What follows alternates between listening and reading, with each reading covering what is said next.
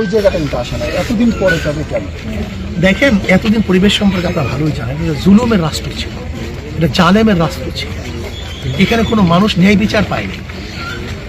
যদি ন্যায় বিচার আমি নাই পাই, তাহলে আমি সেখানে কেন যাব?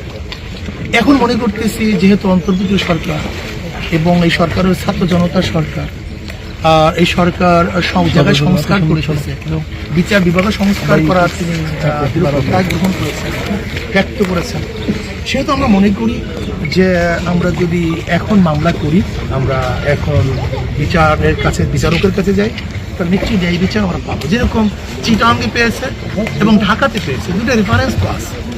কাজে এখন এটা আমাদের পূর্বল ধারণা সৃষ্টি হয়েছে যে অবশ্যই ইনশাআল্লাহ যেহেতু দুটো পেয়েছি একই কারণে যদি সেখানে পেতে পারে, তা আমরা পেতে পারবো না। এই জন্য জনগণ হয়তো বা উৎসাহিত এবং তারা ভেবেই ফেলেছে যে অবশ্যই ইনশাআল্লাহ আমরা মেয়র হব। বিগত চাচা ভাতিজার পালাবদলের পরে বরিশাল সিটি কর্পোরেশনে কয়েক হাজার কোটি টাকা দেনা আছে। যদি পেয়েও যায়, সেই দেনাটাকে উঠিয়ে আগামী 30 ওয়ার্ডের বরিশাল কীভাবে গড়ে যাবে?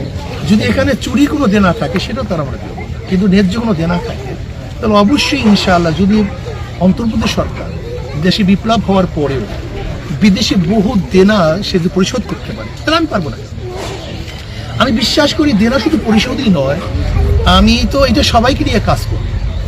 বরিশালের যত ভদ্র বিশিষ্ট জ্ঞানী গুণী আছে, আমাদের বরিশালের বহুত ভালো ভালো বিজ্ঞ লোকগুলি আছে, আমি খোঁজ করে বের করি।